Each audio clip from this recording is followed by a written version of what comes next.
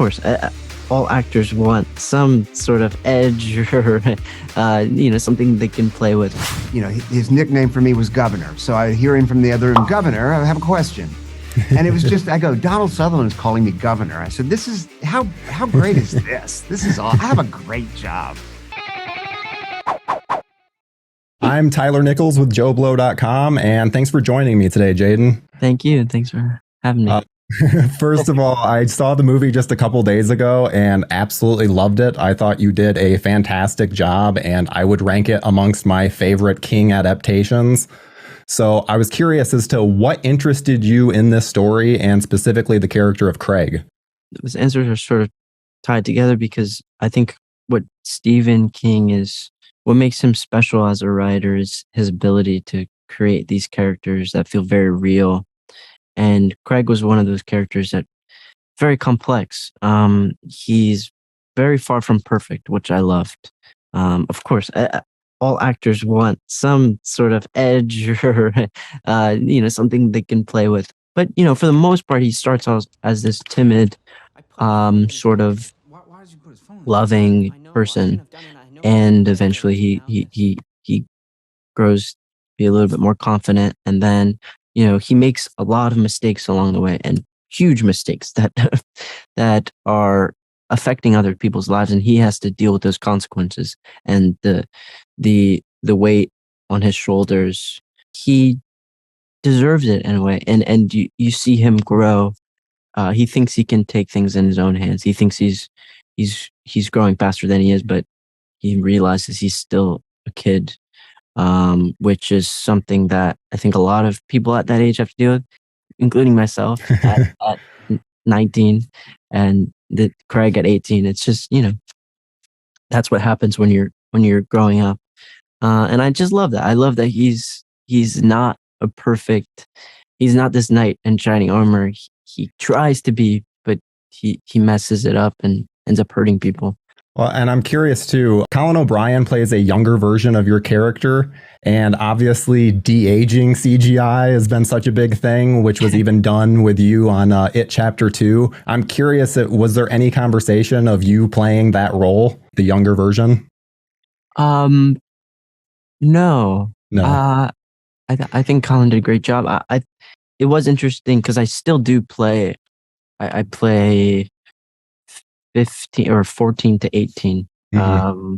And we sort of were working on, just the little changes of style and the hair changes. But also John and I we had a lot of conversations about how his attitude changes and his posture. And, I think I got a little in the moment when you're filming, it's like hard to remember where you're at. I had John as a reminder. Yeah, no talks of CGI per se. Well, and your friendship with Donald Sutherland's Mr. Harrigan is absolutely the core of the story. And I know that he had wonderful things to say about you. So I'm really curious as to how what time you had working with such a legend, and if you had any nuggets of wisdom that he left on you. Wait, what did he say about me? Oh, do you want to know? He said that you are a fantastic actor.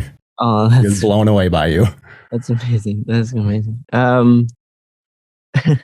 He's amazing. He is obviously one of the greatest to live, and to see him at his age and with all the wisdom he has, it's a beautiful thing. And his presence alone, you can feel it on a set when he comes in and it's his time. It's like everybody just is drawn to him and wants to see what he does because he's incredible. His presence alone is unlike anybody else. So watching him as an actor and studying him was a once in a lifetime experience. But also knowing him as a friend was even more special, I think, because he's just a really, really generous person. Gave me a lot of advice throughout the whole film. He's also very, very funny. I feel like when you work with someone like Donald, you see them, or I do, and he probably wouldn't agree with this, but you see them as more than human. You see them as something legendary. And once you see that side of him, you're like, oh, he's just he's this charming he's this charming man, and he always has been. Mhm. Once you see that side of him, it's incredible and like grounding. And if I can carry myself like him throughout my life, then that would be all I could ask for.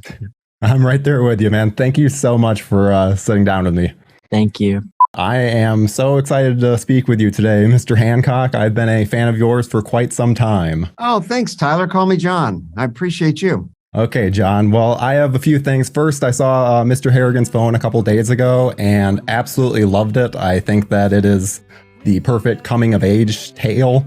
And so I was curious as to what moment from the short story or moments that you were most excited to bring to film. But when I read the novella, Jason Blum called and said, to gauge my interest in writing and directing it. And of course, there were several different entities going after the rights from Stephen and his lawyer. But I don't know. I think it's kind of looking at loss and how loss doesn't know generations. I mean, you can be 80 or you can be 8, and you can connect over loss. And that's a heavy thing that carries with you. And then the thought of the themes regarding technology and the fact that I thought about what is this really, because it's hard to pin down. And to me, it was kind of a cautionary fairy tale of, like Brothers Grimm. So it's like there's a normal world we're living in. It's not, over the top horror or something like that. But there's an uneasiness and a creepiness, and I thought was interesting to explore in the light of the technology, how technology is woven into it. Well, it's interesting you say that, because I feel like the movie is very grounded despite dealing with some pretty supernatural things. Mm-hmm. And so I was just curious as to how you were able to pull that off, and if there were any movies that you used as inspiration. Yes. I mean, I had a lot of discussions about, this is a normal world. It's a relationship between these two fine actors and these characters. And that's, and how technology affects both positively and perhaps negatively their relationship. And so by extension, how are we all affected by technology? And this was the beginning in some ways. If somebody, hated the phone, this would be going back to the original sin of sorts. So there's that. But talking to John Schwartzman, my DP, I said, we want to photograph this slightly differently than we might do something that was of a different genre. And so it's different lens selection, sometimes staying a little lower to the ground, and always in the study having just the smallest creep. So you feel movement without it being anything in your face. And I think because of that, or odd angles, I don't mind to have, some empty space in this frame, negative space. And so Rosemary's Baby was a movie we watched and talked about a lot, about how it was kind of a normal world until, she has the devil's baby. Mm-hmm. But before that, it's all kind of a normal world, except for the fact where Polanski put the camera. And it just has you doing this a little bit sometimes. So I was also curious, since you wrote and directed, were you able to pick Stephen King's brain apart at any point during this process? I did. I sent Stephen a letter describing why I liked the novella. Jason Blum and Ryan Murphy were already on board with us putting together an entity putting together a proposal for Stephen for me to write and direct his novella.